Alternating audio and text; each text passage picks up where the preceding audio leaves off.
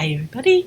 Today's First Chapter Friday is Good Enough, and it's by Petro-Roy.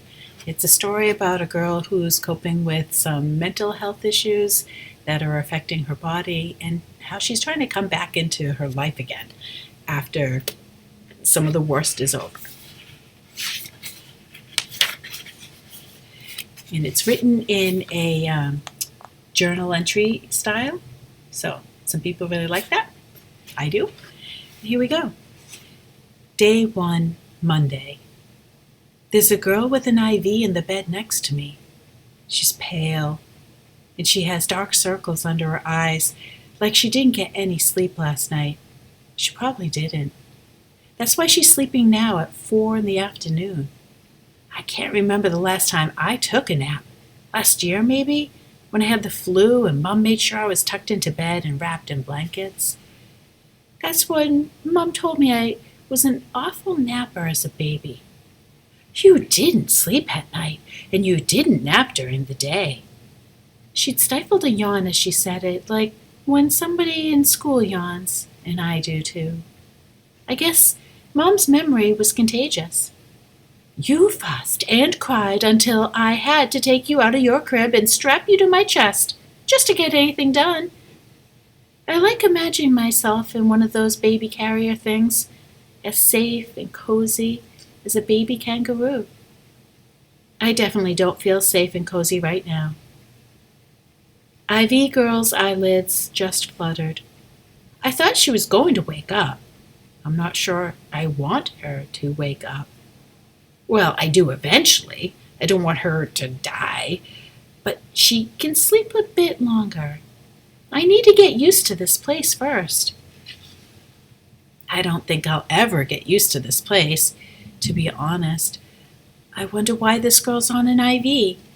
She could be dehydrated. That happened to my friend Emerson once when she didn't drink enough water at the track meet. But Emerson was fine after she chugged a bottle of grape Gatorade, the grossest kind. IV Girl must be really sick. Way sicker than me. I don't know if that makes me relieved or disappointed. I hope she's nice. I hope she likes me.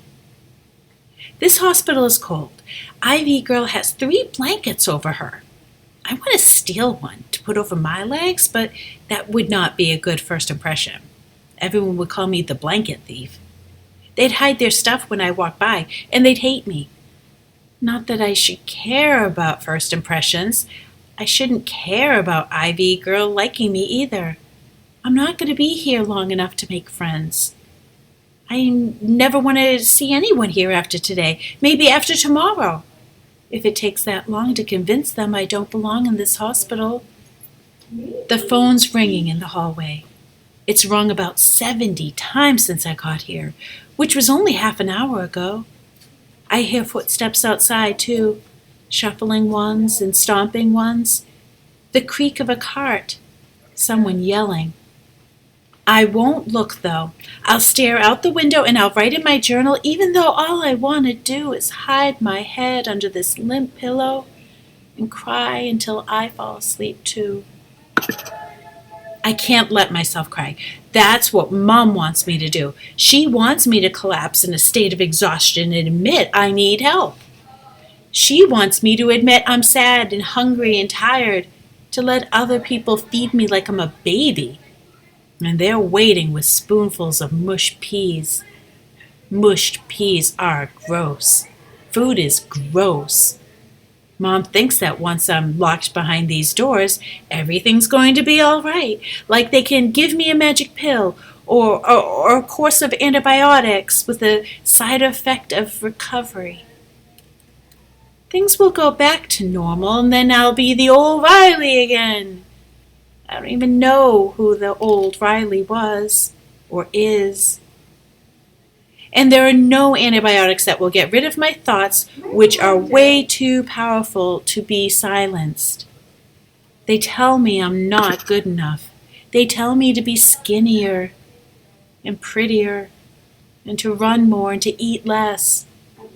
They tell me that everything about me is wrong. Those thoughts are part of me now, and these people here, the doctors, the nurses, the counselors, and the nutritionists, they can't take them away. I don't want them to take them away, because then I'll be fat. I don't want to be fat. Then I'll be nothing at all. I bet it's loud here at night. I bet there's screaming and crying and people running up and down the hallway having nervous breakdowns. Mean nurses who yell at you for breathing too loudly, strangers from other floors wandering into the rooms. I'll find out tonight, I guess. I keep hoping Mom's going to realize she made a big mistake and screech, veer her car into the exit ramp of the highway and turn around and bring me back home. Mom wouldn't do that, though. Mom's a good driver. She doesn't ever screech. She barely goes over the speed limit. Plus, I bet she has a meeting this afternoon with some hotshot artist who wants to display in her gallery, or a collection of sculptures that she needs to dust. Screeching around would take up valuable time. I don't get Mom's valuable time anymore. She doesn't think I deserve it. I'm not selfish, though. When Mom called me selfish, I felt sick. My stomach felt like it did that time I was playing kickball and Julia wailed the ball into my gut. I gasped for air and I almost puked up my Cheerios. Julia ran around the bases and did that annoying victory dance where she wiggled her butt. Butts are the height of 11-year-old humor. Actually, butts are the height of guy in my 7th grade class humor, too. I'm not doing this for attention, though. I don't want attention like this. I would be fine if no one noticed what I was doing. I would have been so fine. I would have been perfect if Mom hadn't noticed me. After all, she usually doesn't. And then she did. And she and Dad sent me here. Ivy girl is making little moaning noises like she's hovering on the edge of a nightmare. She looks really sick. Her skin is pale and her cheekbones look kind of like a topographical map. Mr. Baldwin has one on the table in the back of his classroom. You know, topographical map. 2 cheek mountains sharper and steeper than Mount Everest. I wonder how much she weighs. I wonder how much I weigh. Mom didn't let me get on the scale this morning. She hid it last week. But I found it right away. On the top shelf of the linen closet. Mom's never been good at hiding things. She still hides my Christmas presents under a blanket in the basement. I mean, come on, have some imagination, lady. Mom was my shadow from the second I woke up this morning, though. I bet she thought I was going to run away. I wish I had run away. I'm okay, Mom. She had one hand on my shoulder, her fingernails as sharp as an eagle's talons. I was the mouse, wriggling to get free. I'm fine. I don't need to go to the hospital. You can go to work today. I'll eat, I promise. I wasn't going to eat. You're not going to eat, Mom said. You had your chance, and I already took the day off. You need help, Riley. Dad nodded sternly, backing Mom up.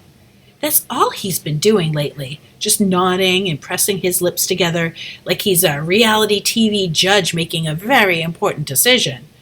He's barely said a word to me since they figured out everything. Just excuse me when he walks by me on the way to the bathroom, or bring your umbrella when it looks like it's going to rain. You know, quality father-daughter stuff. Julia poked her head out of her room and then tiptoed on her skinny legs. She already had her backpack on, and her hair was in a tight French braid. As usual, not a strand was out of place, and the sides were slicked back with hairspray and bobby pins. Once, we counted the bobby pins after one of her gymnastic meets. She used 35. Dad joked that he should buy stock in hair products. Mom grumpily said that maybe she wouldn't have to work so much to pay the gymnastics tuition. They never made Julia stop gymnastics, though. Even if Mom and Dad had to get 3 extra jobs each. Even if Dad has to pick up trash on the side of the road and Mom has to empty porta potties. which is probably the grossest job in the history of the universe, Julia is too good. She has too much potential. Potential. I hate that word. Potential is what Julia has when she's swinging through the air like she's close enough to grasp a star from the sky. Potential is what Emerson and my nemesis Talia have when they're sprinting down the straightaway during track meets, their arms pumped as they gain that last bit of speed. Potential is what everyone has. Everyone but me. I'm the boring one. The one whose life is about to be ruined forever. I bet Julia feels sorry for me. That's why she couldn't look me in the eye. Mom said that Julia's scared, even though I keep telling my family there's nothing to be scared about. That I'm just doing the same thing that other kids at school do. That I'm not too skinny. That I can stop whenever I want to. I just don't want to yet. Good luck, Riley. Julia's voice trembled when she said goodbye this morning. She looked as nervous as I felt, so I forced myself to smile. Mom and Dad didn't tell Julia I was going away until last night. They kind of sprang it up on her during dinner. It was like a lion leaping out from a clump of grass. Except instead of being attacked with sharp claws and teeth, Julie got attacked with news that her older sister was going to the hospital. She cried for 5 minutes straight. Mom looked at me like I was supposed to make Julia feel better, like the crying was my fault, too. Everything is my fault. Dad just sat there, eating his mashed potatoes. Of course, neither of them admitted that waiting till the last minute to tell Julia might have been a bad idea. Nope, not Mom and Dad. They're probably preparing their Parents of the Year speeches already. They can hang their blue ribbons next to Julia's overflowing collection in the spare room. This has to be a quick stay. I'm not that sick. I eat.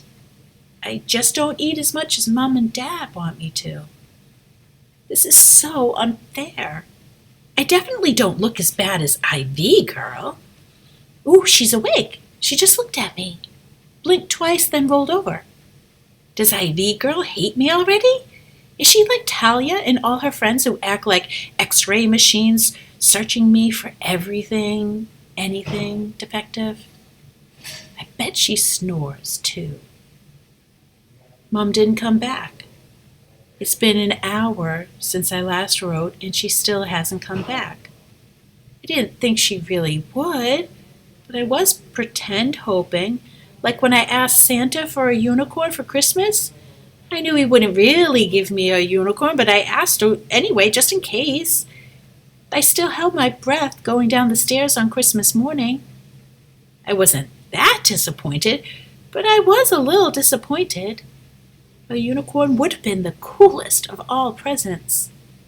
But getting out of here would be even better. IV Girl's name is Allie. She is 12 like me, and she's from Missouri. She flew 3 hours to get here. Apparently, this place is really good and has great programs. Translation, they're going to make us fat. Allie whispered it, even though there were no nurses and counselors around to hear. Jean, the nurse who had done my orientation, had gone to get something, quote unquote, and she still isn't back. I guess something is hard to find. I'm okay with that, though, because Jean makes me nervous. Like, if I breathe the wrong way, she's going to lock me in solitary confinement. This whole place feels like solitary confinement already. Like we're lab animals shut up in a box, part of some big experiment. Let's see what happens to Subject Riley when we stuff her full of calories, and then a sadistic doctor will rub his hands together and let out an evil laugh. Wah ha ha ha. At least we have windows in our room, big, long ones that fill up the whole wall. I can see the sky and the sun and a bird flitting between 2 trees. It's nice outside, even though it feels like a world should be crying with me. That The tulips in the garden below should be black and gray instead of red and orange. The comforter on the bed is thin as a sheet, and the sheets feel like they've had sand sprinkled all over them. I bet I'll get a rash or bed bugs. I already am starting to feel itchy. Allie's been here for a week already.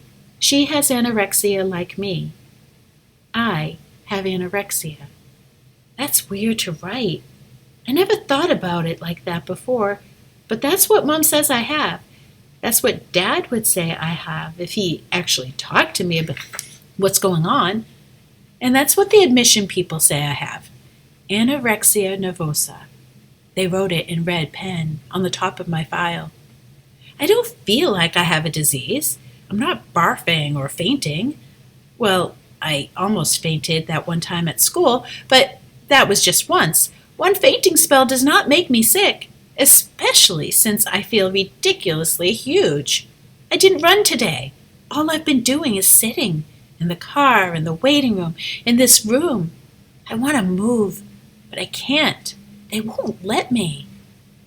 We can't exercise, and we eat basically all day long. Allie had tapped the bag on her IV stand. It swung like a pendulum. I have to be hooked up to this thing all the time, too. More nutrients, more fluids. She pretended to gag. They're inflating me like I was a balloon. It's the worst. She smiled. It was a tiny smile, but it was definitely a smile. Maybe Allie doesn't hate me. Maybe she's just a grump when she wakes up. Josie was like that at sleepovers. She grumbles and moans, and if she gets up before 8 a.m., she is just crabby in the homeroom, too. Allie's smile was crooked, like Emerson's, except Emerson's mouth turns up on the left side, and Allie's does it on the right. Emerson smiled, though, when we said goodbye yesterday, but I didn't know if it was forced. She joked about how jealous she was that I would get to eat so much yummy food, and how I probably planned this so that I could skip track practice. I don't want to skip track practice. I don't want to eat either. I told Emerson that. Moms make a big deal out of things, I had said, and I rolled my eyes. You know how she is. She's always overreacting. Mom does overreact. Whenever she gets a sniffle, she pops zinc cough drops, and she drinks fortified orange juice like it's her job, which it's not, as far as I know. Gallery owners don't run on orange juice. They run on Fitbits and buzzing iPhones and Pilates classes, and meetings and lots of meetings. I keep tapping my foot and jiggling my leg. It's the closest thing I can get to running. Track practice ends about now. The other girls are probably changing out of their sweaty clothes, chugging water, breaking into their post-workout snack stash.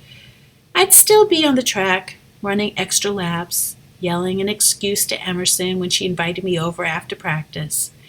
And then I'd run some more to get better, to lose more weight. Emerson said she'd call me tonight or email me tomorrow. Josie hasn't said anything to me since last week.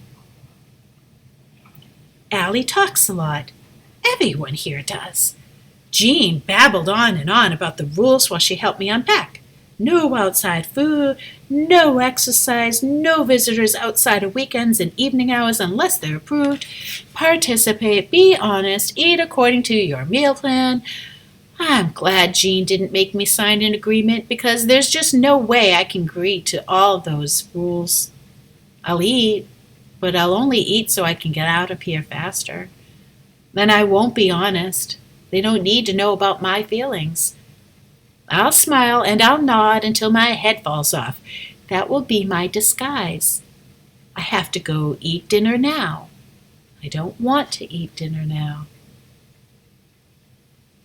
I ate dinner. An entire, my plate is full and I'll get in trouble if I don't eat it meal. I ate everything. We had group after. That's what we do here. We eat and we have group and we meet with therapists and nutritionists. We listen and we tell the truth and we share secrets and talk about how we feel.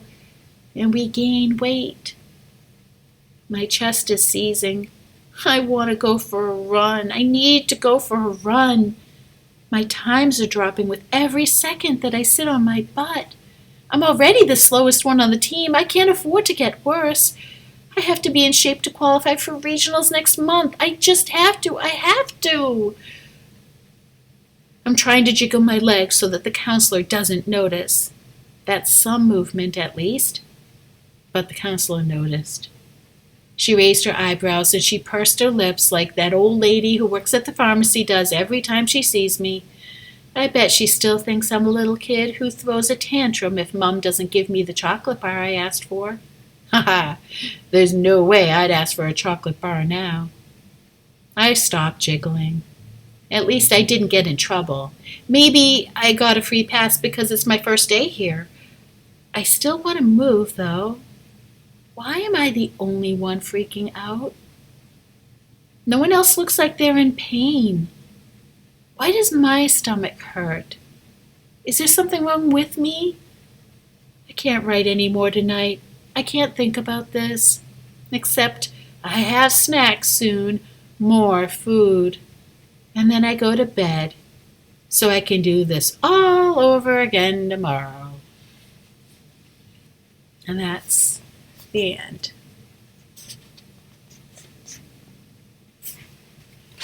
I feel so bad for her. I just want to, as a mom, I just want to like hug her and make her feel better. Give her attention. Anyways, it's a terrible disease that is mental health that has effects on the body. There's so many wonderful organizations and there's so many people that are willing to help. And if this is something that you have, or if you know someone who is down the path of anorexia, then, please tell someone who can give them guidance and direction. And maybe with your help and attention, that will get them through the most difficult parts. Anyways, thank you for listening, and I do hope you find out the rest of what happens to her. And this is a great book. Lots of awesome reviews. I'll see you next week. Bye-bye.